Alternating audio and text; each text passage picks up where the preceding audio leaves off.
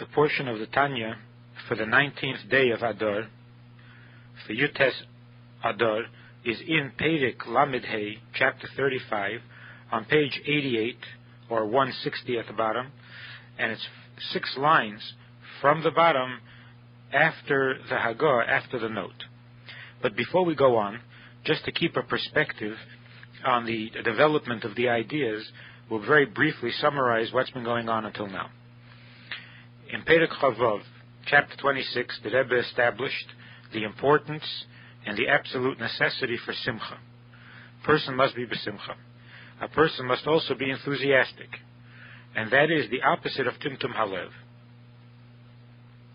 In order to be free of timtum halev, which is a complacency and a smugness that is without enthusiasm, so the Rebbe says that the solution is the broken-heartedness, to splinter the heart, meaning the animal soul, until it becomes sensitive and comes back alive, removing the timtum halev. But this broken-heartedness can leave a person sad. So after the broken-heartedness, then there has to come a joy that replaces the sadness, the broken-heartedness, the bitterness. And this joy comes as a result of certain considerations. The first thing we consider is that besides the animal soul, which is causing all this trouble and embarrassment, there's also the godly soul. In fact, the godly soul is more significant, more important, and more precious than the animal soul. The second consideration is that God created me this way, with the animal soul, and sent the godly soul down to be embodied and live with the animal soul. So it must be for the purpose of an elevation, and that is that the animal soul itself will also be elevated. The third consideration, which is a true joy, is the emunah that we have in the oneness of God,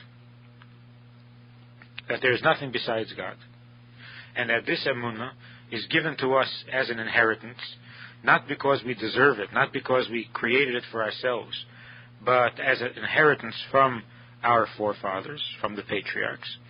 And in this, in having this emunah, we become a dwelling place for God in the lower world. Since we live in the lower world, we live in the unholy place. We are part of the unholy place, so we are the lower world.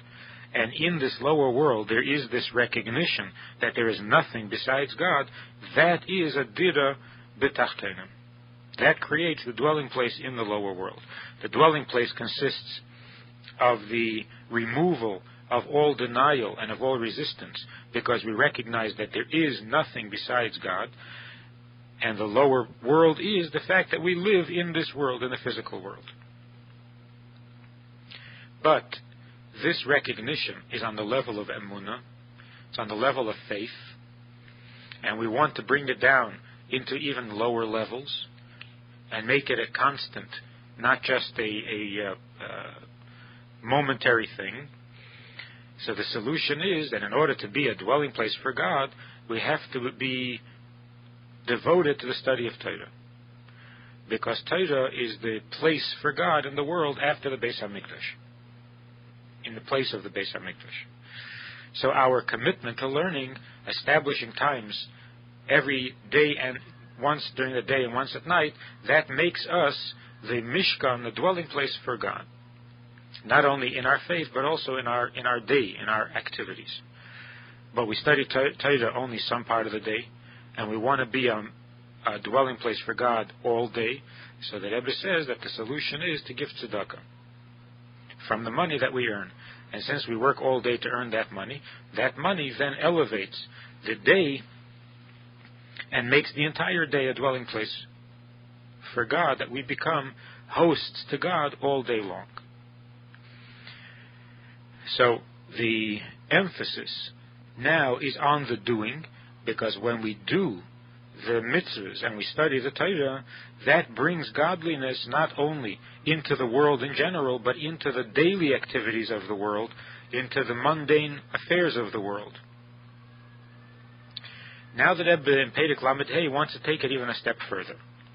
Since the emphasis is on the word la, the doing, So the Rebbe says that the doing means not only that we bring godliness down into physical affairs, which can be in thought and in speech as well, but it means la seisei, the doing, the act of doing. In other words, the garment of deed, which is necessarily the way to make a dwelling place for God, more so than the other garments of the soul, thought and speech. What is the emphasis on the deed? So he brings the mashal from the Zohar, that the body is compared to a wick, and the Shekhinah is compared to the flame. And in order to bring the Shekhinah to the wick, to connect it to the wick, you have to have oil. And the oil is not something mystical, not something high and lofty, but rather the oil is uvdan tovim, good deeds. And necessarily good deeds, not good thoughts, not good words, but dafke good deeds. What is the milah of good deeds? So the Rebbe explains that love and fear of God, the emotions of the neshama itself, is not good enough, will not serve as the oil that brings the Shekhinah into the wick. And the reason is because the neshama, as it loves God and fears God and takes pleasure in God, is not non-existent, doesn't become completely bottled to God, where there is nothing to interfere or to deny the oneness of God. Because in order for the neshama to love and fear God, it has to exist. It is the one or the thing that fears. It is the thing that loves. So its existence is itself a contradiction to the oneness of God, and therefore it is not an appropriate vessel for this revelation of the Shekhinah, which means the revelation and the experience of the exclusive reality of God that denies and eliminates all other existence, that there is nothing besides Him. But in loving God, there is something besides Him. There is the one who is loving. Where then does this oneness of God express itself completely? Only in the act of a mitzvah. Because the mitzvah is what God wants. This is not the property of a neshama. This is not the property of holiness or of godliness. This is what God Himself wants. This is His true inner will. And therefore there is nothing that interferes or denies the complete oneness of God, and that there is nothing besides Him. Now the question can be asked, just as the neshama, when it loves God, remains an entity, an existence, which is defined by the fact that it loves God, why isn't the same true when we do a mitzvah? When we do a mitzvah also, there is the person who is doing the mitzvah, there's an entity who is obeying God, and even though the mitzvah is what God wants, but the person who is doing it also remains a separate entity, the one who is doing the mitzvah. But the thing is that there is the quantity of bittul and there is the quality of bittul. When a person is moved by godliness because he understands godliness and because he sees godliness and because he loves God, the feeling, the commitment and the attachment to God permeates the entire being. It's his emotion, it's his mind, it's his heart, it's his feelings. So that there's a lot of bittul. There's a great quantity of bittul, in that it's a bittul on all levels of his existence. But the quality of the bittul is lacking, because it's not a bittul to God Himself. It's not a bittul to the exclusion of everything else. It's a bittul to holiness. It's a bittul to godliness, but not to the fact that there is nothing besides God. Whereas in the act of the mitzvah, there isn't as much quantity of bittul, because it's not permeating, it's not affecting the person's mind and his heart, his emotions and his feelings. In those areas, he remains a separate being. He remains an identifiable entity, not bottled to God. But that's because that part of him is not involved in the mitzvah. So there's a lack of quantity, but the quality of the bittul, in other words, that part of him which is involved in the mitzvah, in other words, his kayach hamaisa, his action abilities, his garment of action, which is doing the mitzvah, there And although it's only there and not in other areas of his being, but there where there is a bittul, it is a true bittul. It is a bittul to the complete, exclusive oneness of God, that there is nothing besides Him. And there, in that act, he becomes a dwelling place for God, in the truest sense of the word. Now, to take it even a step further, this emphasis on the significance and the importance of the act, and that only the act itself is a true keli, a true dwelling place for God in the lower worlds. And this is what explains and justifies, in a sense, the existence of a Beinani. That the Beinani, although he will never transform the animal soul and turn it into godliness, meaning the essence of the animal soul, but in the garments of the animal soul, the Beinani does create a dwelling place for God in the truest and most desirable way, in two things. First of all, that the bittul is a complete and true bittul, and second of all, it is in the true tachtenim, it is in the real lower world, because there is nothing lower than the garment of action. And that is the advantage of the act of the mitzvah over even the study of Torah. So now on page 88, 6 lines from the bottom. When a person studies Torah,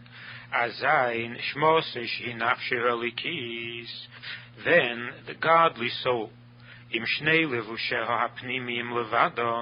with the two inner garments alone, the two inner garments are thought and speech, but not action.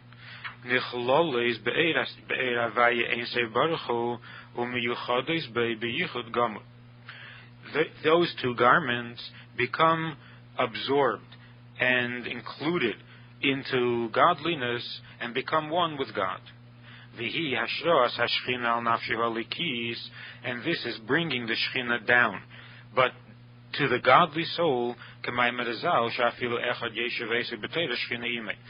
the sages say, that even one person sitting alone, but if he's studying Torah, the Shekhinah rests on him. Where does the Shekhinah rest? On his godly soul. Because the godly soul alone, with its two garments, is engaged in the study of Torah, is involved in the study of Torah, and therefore that's where we create a dwelling place for the Shekhinah. That's where the Shekhinah rests.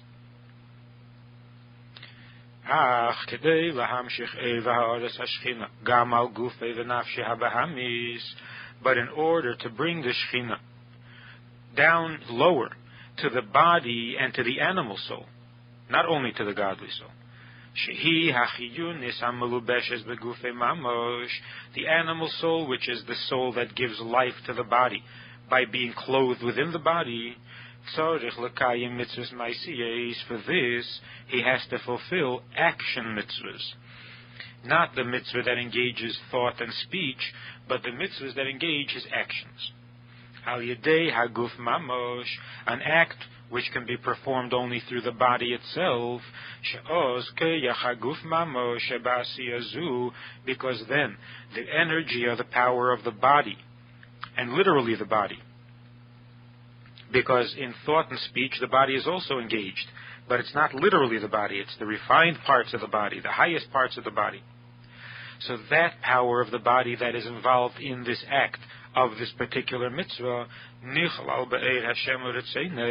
becomes absorbed into God, into godliness, and into God's will, and becomes united with Him, with a total oneness. A total oneness, because there is nothing to interfere with God's oneness. There is nothing there aside from the mitzvah, and the mitzvah is one with God.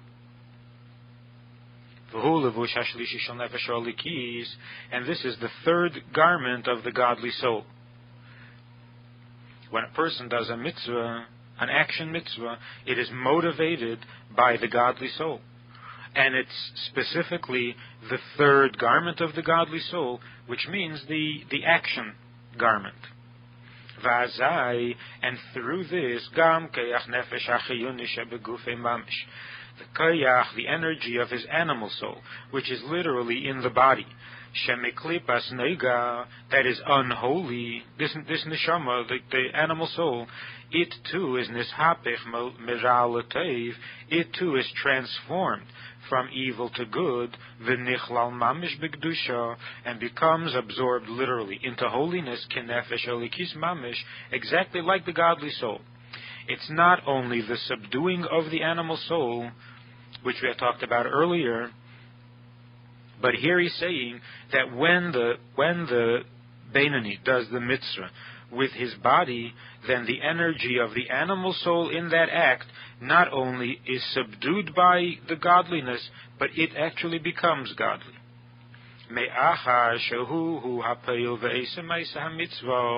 Because it is the animal soul that is in fact carrying out the act of the mitzvah, although it's motivated by the godly soul, because bilodei, without the animal soul, without the animal soul, the godly soul would not be able to motivate or to activate the body at all, to move it to act. Kihi ruchnis, because the godly soul is spiritual, is a metaphysical thing. V'haguf gashmi v'chumri, and the body is physical and coarse, mundane, and therefore the godly soul is too far removed from the body to be able to move and activate the different activities of the body. So what is the intermediary that brings them together to where the godly soul can affect the body, that the body should move in a certain way and behave in a certain way in the performance of a mitzvah? This intermediary, nefesh hachiyunis habahamis, it is the natural soul, the animal soul, hamalubeshes bedam ha'odam, although it too is a soul and therefore metaphysical, but it's the kind of a soul that is clothed by its very nature in the blood, shebelibe, which is in the heart, v'chol haguf, and also in the rest of the body, because the blood travels from the heart to the body and from the body to the heart. So this animal soul is in the body, in the blood of the body, and therefore it is closer to the body, and can move the body and can activate the body and get it to behave in a certain way. And although when we make the Asher Yotzar and we say Hamafli Lases, that God works wonders in the body, the wonder is that the soul can be connected to the physical body. And that miracle applies also to the animal soul. That even the animal soul being connected to the body is a miracle. But that's bringing them together, that the body should be alive from the soul. But in terms of moving the soul, once it is alive, moving the body, once it is alive, the animal soul is closer to the body, and therefore it serves as the intermediary. It can move the body where the godly soul itself would not.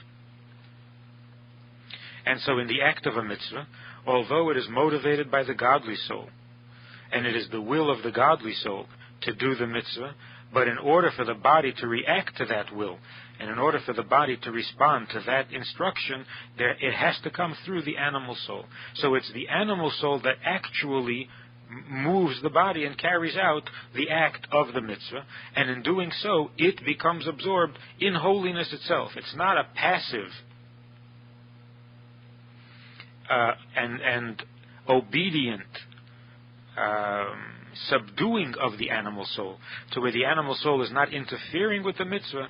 In fact, the animal soul is making the mitzvah happen, so that it's not only iskafia, it's not only weakening or subduing the animal soul, it's actually engaging the animal soul in holiness to where it becomes absorbed in godliness itself. And therefore, in that garment of the animal soul, we are creating literally a dwelling place for God in the lowest world, a true dwelling place, and in the true lowest world. In Hayom Yom, the 19th of Adar Aleph, the Rebbe writes that Hasidim, even ordinary Hasidim, were Bekiyim, were Baki in Tanakh, were familiar with Tanakh, with the Nevi'im and Ksuvim. And a minhag, an established minhag that they had was that after learning Mishnayos, which came after Shachris, after davening in the morning, when they were putting together their talis and tefillin, they would say read a certain portion of Tanakh, of the Nevi'im, of the prophets, in such a fashion that in the course of 3 months they would complete the entire Tanakh and start all over again.